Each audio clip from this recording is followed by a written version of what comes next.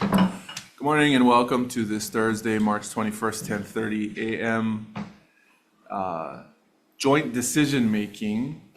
This is between the Senate Committees on Commerce and Consumer Protection and the Committee on Energy, Economic Development, and Tourism to consider House Bill 2686 HD1 relating to stabilization of property insurance. This measure was heard previously. Testimony was taken, and we are reconvening today to make recommendations and vote before the deadline. So the recommendation on this measure is as follows. We are proposing to pass with amendments. There are some technical, non-substantive amendments.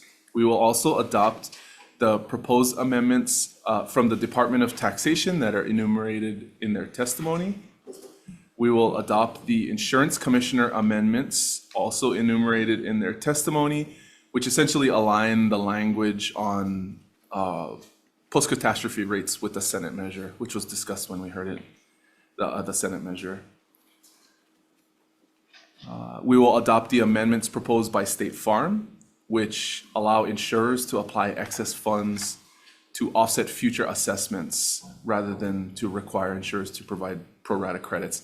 And also their amendment that updates the reporting requirements for HPIA and HHRF to include reports to the legislature. And with the indulgence of the committees, there was a pretty robust discussion and testimony around the revenue measures proposed in this bill. It is a difficult issue. I believe we do need to pass something in order to stabilize the real property market in Hawaii.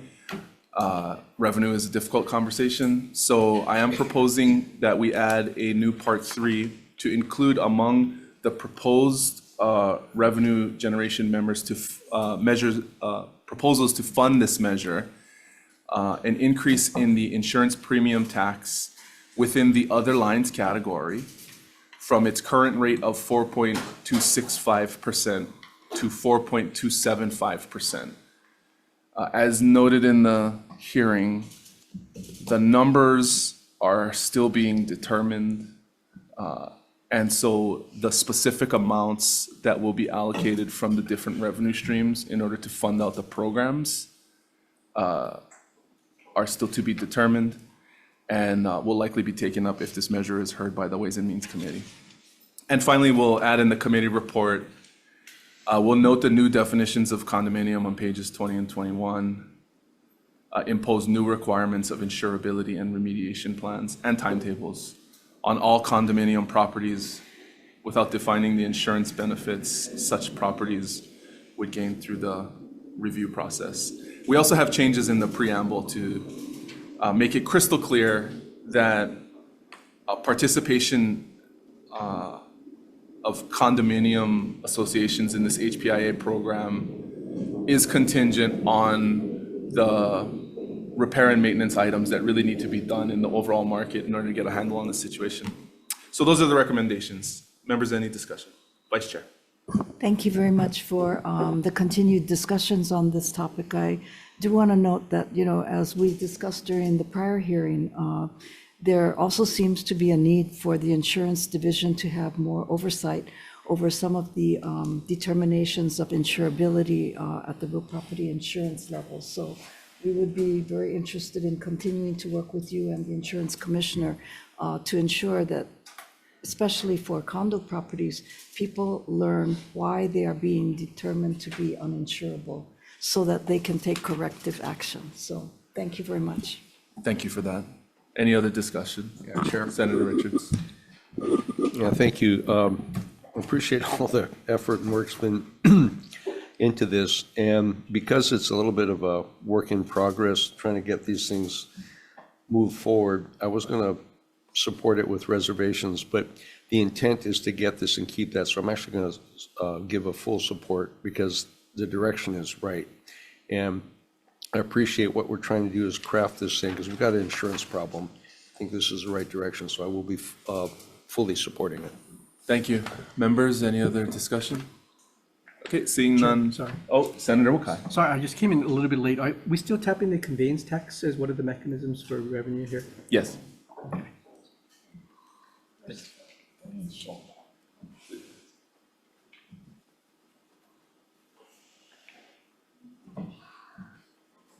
can get the voting sheets, then the recommendation to the vice chair is to pass with amendments.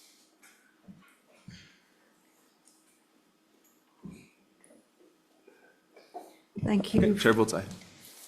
Vice Chair also votes aye. Senator McKelvey is excused. Senator Richards. Aye.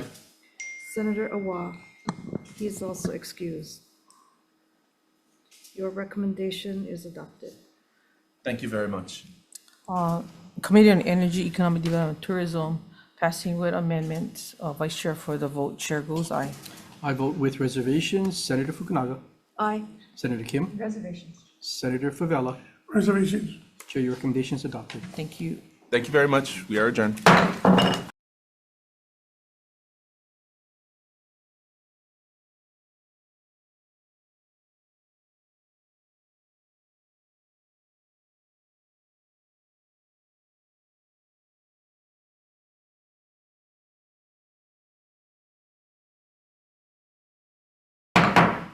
Okay, welcome back to our second 10:30 a.m. agenda. It is Thursday, March 21st, 2024. This is the Committee on Commerce and Consumer Protection to take up four other measures that were heard earlier in the week and to make decisions. So the first measure is HB 2056 HD1 relating to insurance. This is the proposed state reinsurance exploratory working group. The recommendation on this measure is to pass with amendments. We have some technical, non-substantive amendments.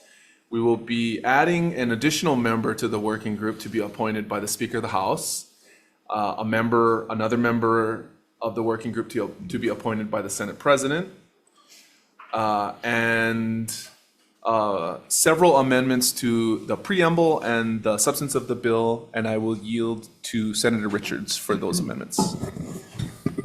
Thank you, Chair. And again, appreciate the public's patience for as we get through this and try to get this legislative committee so we get the language right on this bill. As Chair has articulated, the intent is to add a member from the House and from the Senate appointed by that chamber's leadership to again have weighing in on how we get this thing done. The works to be completed by the group is to assist the legislature in gathering the necessary information to make the best decision as we go forward. And what this is going to do, I have some fairly extensive additions to this. And again, it'll be in the preamble as well as the working group, or excuse me, in the body of the bill. But the long and the short of it is the intent of this is to address the real important aspects and create potentially a innovative way of handling our insurance. We're going to gather information and then come up with some creative ideas that hopefully will address this while taking care of the consumer and addressing this high cost that we're facing now. So that's the overall intent, and it'll be within the body of the bill. So thank you, Chair. Okay, thank you very much. Any discussion? Okay, seeing none, Vice Chair for the vote with amendments. Chair votes aye. Thank you. Vice Chair also votes aye. Senator McKelvey is excused. Senator Richards. Aye. Senator Awa is also excused. Your recommendation is adopted. Thank you very much. The next measure on the agenda is House Bill 2700 HD3 relating to wildfires. Oh, actually, it's not. Oh, it is House Bill 2700 HD3 relating to wildfires. This is the proposed establishment of the Hawaii Wildfire Relief Fund and Corporation. So, members, the recommendation is to pass with significant amendments, which I'll try to enumerate, and the copies of the changes have been provided to the committee. First of all, we have some technical non-substantive amendments. I would like to note the bill already has a defective effective date, which we will leave in place for discussion purposes. We will add preamble language to the measure, noting that a fund of this nature would suit the public interest as an element of a sound wildfire protection plan. We will adopt Hawaiian Telecom's proposed amendments enumerated in their testimony, removing telecommunications service providers from the measure. We will adopt HECO's proposed clarification specifying that the annual audit will be a financial audit. However, the auditor will conduct the audit using generally accepted accounting principles as well as generally accepted government accounting standards. We will also adopt the PUC's proposed amendments authorizing the PUC to cap the percentage of contributions recovered from ratepayers. We will not make changes to Part 18 regarding limitations on claims, but we will note in the committee report concern about those liability issues. And with the latitude of the committee, we will propose a new Part 2 of this measure, adding in language developed in the last 3 weeks or so by the Attorney General's office in consultation with the State Bond Council to develop a potential alternative financial mechanism to securitization. It is necessary to propose the language in this vehicle at this time because of the legislative timetable and the newness of the proposal. And I would note our belief that, well, my belief that the amendment is germane to the bill because it could potentially be used to fund Part 1 of the measure. And yeah, that's it. Any discussion? Okay, seeing none, passing with amendments. Chair votes aye. Thank you. Vice Chair also votes aye. Senator Richards? Aye. Senators McKelvey and Awa are excused. Your recommendation is adopted. Thank you very much. The next measure is HB 2801 relating to commercial property assessed financing. I would note that this measure was rescheduled with a proposed Senate draft. We took testimony on that measure earlier in the week. And the recommendation is to pass the proposed SD1 with the additional amendments agreed upon by the parties as noted in yesterday's hearing, with the following additional amendments proposed by the Vice Chair. Okay, thank you very much, Chair. There's four, I guess, basic areas of amendment. First is deleting lines 1 through 17 on page 1 to remove inaccurate statements regarding high-rise condominium properties covered under Ordinance 22-2. Second is on page 18, line 11, which is to specify condominium created under Chapter 514B or prior condominium property regime statutes. And this is to harmonize with the terminology used under Chapter 514B. Third is page 25, line 19, to specify an association rather than a condominium, again, to maintain consistency with Chapter 514B. Fourth is page 35, lines 8 through 9, special assessments. And this is to propose that it remain as part of the definition of what regular monthly common assessments do not include. And the new language, including commercial property assessed financing assessments imposed pursuant to section 19664.5, are proposed to be also renumbered as a new subsection 2 and renumber the current subsection 2 through 5. And this is just to clarify that all of the things that are not considered to be part of the association's 6 months super priority lien would be listed in the same way. So these are basically non-technical but corrective language that will help harmonize with Chapter 514B. Thank you. Thank you very much. Any discussion? Okay, seeing none. Vice Chair, passing with amendments. Chair goes aye. Thank you. Vice Chair also votes aye. Senator Richards? Aye. Senators McKelvey and Awa are excused. Your recommendation is adopted. Thank you very much. The last measure on this agenda is HB 2298, House Draft 1, relating to consumer protection. This is the coffee bill. So the recommendation, I'd like to thank everyone for the robust discussion that we had on this yesterday, especially the Neighbor Island members who flew in for the hearing in order to participate in person. So the recommendation on this measure is to pass with amendments. Let me see. Oh, so the recommendation on this will be to adopt the original version of House draft, of HB 2298, before the House draft was adopted, to revert back the timeline from 25% to 100% over 4 years. And also to remove the language in that original version requiring wholesalers to sell off their inventory in anticipation of the phased-in labeling requirements taking effect.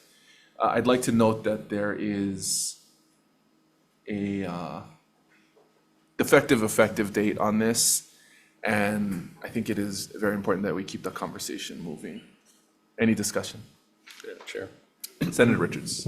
Yeah, thank you, Chair. And I also too want to echo your comments about the coffee farmers that came in to talk story about this. This is something that we need to do as far as protecting the Kona label. And I've had long conversations with all the different parties as we weigh in on this. I'm going to be supporting this with reservations because we're not quite there yet, and we need to have more talk story about this. But this is a valid thing for agriculture, and this is one of the facets of agriculture we have to pay attention to. So thank you. Thank you. Any other comments or questions? Senator McKellen? Yeah, same, very similar things, but, you know, and there's other reasons too. I think that there's other ways we could possibly look at, you know, going about trying to be able to allow the aggregators to conduct business and give coffee to those that don't have a lot of money, but also protect the brand. So that'll be going with the reservation. So noted. Okay, there are no other comments. Vice Chair for the vote. Chair goes aye. Vice Chair also votes aye. Senator McKelvey, WR? Senator Richards. Reservations? Okay, Senator Awa is excused. Your recommendation is adopted. Thank you very much. We are adjourned.